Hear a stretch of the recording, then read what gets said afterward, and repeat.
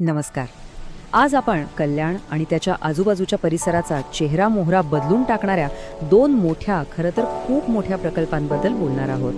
तर कल्याणच्या विकासाला एक जबरदस्त बूस्ट मिळालाय. नुकतेच दोन मोठे इन्फ्रास्ट्रक्चर प्रोजेक्ट्स मंजूर झाले आहेत, जे या भागातल्या कनेक्टिव्हिटीला एका वेगळ्याच लेवलवर नेऊन ठेवतील.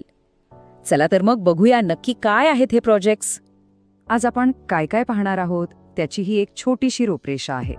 सगळ्यात आधी या मोठ्या घोषणेबद्दल जाणून घेऊया. मग मेट्रो लाईन 12A आणि तो डबल डेकर कॉरिडॉर या दोन्ही प्रकल्पांबद्दल सविस्तर बोलू. हे सगळे एकत्र कसं काम करणार आणि याचा आपल्या सगळ्यांच्या आयुष्यावर काय परिणाम होणार हेही समजून घेऊया. तर सगळ्यात मोठी बातमी ही आहे की MMRDAने म्हणजे आपल्या मुंबई महानगर प्रदेश विकास प्राधिकरणाने दोन मोठ्या प्रकल्पांना हिरवा कंदील दाखवला आहे. आता हे प्रकल्प जरी वेगवेगळे असले तरी ते एकमेकांना साथ देणार आहेत, एकमेकांना पूरक ठरणार आहेत. यातला पहिला प्रकल्प आहे मेट्रो नेटवर्कचा विस्तार, एक नवीन मेट्रो लाईन. आणि दुसरा प्रकल्प तो तर आणखीनच भारी आहे, एक डबल डेकर कॉरिडॉर जिथे रस्ता आणि मेट्रो दोन्ही एकाच वेळी असतील. चला आता आपण पहिल्या प्रकल्पाकडे वळूया, मेट्रो लाईन 12A. पाहूया हा प्रकल्प सध्याच्या नेटवर्कमध्ये कसा आणि काय बदल घडवणार आहे. सोप्या भाषेत सांगायचं तर लाईन 12A हा सध्याच्या मेट्रो लाईन 12चाच एक महत्त्वाचा विस्तार आहे. आणि याचा मुख्य उद्देश काय तर कल्याण शिळफाटा रोडवर होणारी प्रचंड वाहतूक कोंडी कमी करणं. बरं, आता ही स्लाईड जरा नीट पाहूया कारण ही खूप महत्त्वाची आहे. इथे आपल्याला लाईन 12 जिचं काम सुरू आहे आणि नवीन लाईन 12A यातला फरक अगदी स्पष्ट दिसतोय. आणि हो, लाईन 12A जरी लांबीला थोडी कमी असली तरी ती नवी मुंबईला थेट बुलेट ट्रेन स्टेशनशी जोडणार आहे, त्यामुळे तिचं महत्त्व खूप जास्त आहे. ह्या प्रकल्पाचा आवाका खरंच खूप मोठा आहे. खर्च बघा, जवळपास 8,415 कोटी रुपये. आणि ही लाईन मानपाडा, कटाई नाका, देसाई नाका यांसारख्या अनेक महत्त्वाच्या भागांमधून जाणार आहे, त्यांना थेट जोडणार आहे. आता वळूया दुसऱ्या आणि तितक्याच इंटरेस्टिंग प्रकल्पाकडे, एक अनोखा डबल डेकर कॉरिडॉर.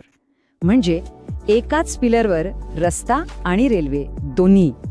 कमाल आहे ना. या कॉरिडॉरची रचना खरोखरच अभिनव आहे. बघा, खालच्या लेवलला गाड्यांसाठी मस्त 4 लेनचा एलिव्हेटेड रोड असेल आणि त्याच्या बरोबर वरच्या लेवलला मेट्रो धावेल. म्हणजे जागेचा किती प्रभावी वापर.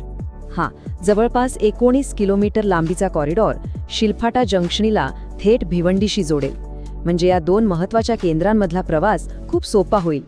आणि हो, हा कॉरिडॉर मेट्रो लाईन 5ला सुद्धा जोडला जाणार आहे. तर मग प्रश्न हा आहे की हे दोन मोठे प्रकल्प MMRच्या एकूण वाहतूक व्यवस्थेमध्ये कसे फिट बसतात. त्या मोठ्या चित्रात त्यांचं स्थान काय आहे. अर्थातच नाही, हे प्रकल्प एकटे काम करण्यासाठी बनवलेलेच नाहीत. यांची खरी ताकद आहे ती यांच्या एकत्रीकरणात. जेव्हा अनेक लाईन्स अशा एकमेकांना जोडल्या जातात तेव्हा त्या संपूर्ण नेटवर्कची उपयुक्तता अनेक पटींनी वाढते. यालाच नेटवर्क इफेक्ट म्हणतात. आणि हे कनेक्शन तर सगळ्यात महत्त्वाचे आहे. मेट्रो लाईन 12A मुळे कल्याण आणि नवी मुंबईतील लोकांना थेट ठाणे बुलेट ट्रेन स्टेशन गाठता येणार आहे. हा तर खरा गेम चेंजर ठरू शकतो. चला आता बघूया की या सगळ्या पायाभूत सुविधांमुळे रोजच्या आयुष्यात नेमके काय आणि कसे बदल होणार आहेत. तर याचा सरळ अर्थ काय. रस्त्यांवरची ट्रॅफिक कमी होईल. कल्याण, डोंबिवली, नवी मुंबई आणि भिवंडी या शहरांमधला प्रवास सोपा आणि खूप वेगवान होईल. म्हणजे थोडक्यात प्रवासाचा वेळ वाचेल आणि आयुष्य थोडं सोपं होईल. कनेक्टिव्हिटीमध्ये इतकी मोठी गुंतवणूक झाल्यानंतर आता एक मोठा प्रश्न समोर उभा राहतो की काय कल्याण आता मुंबई महानगर प्रदेशाचं म्हणजे MMRचं नवीन ग्रोथ सेंटर बनेल.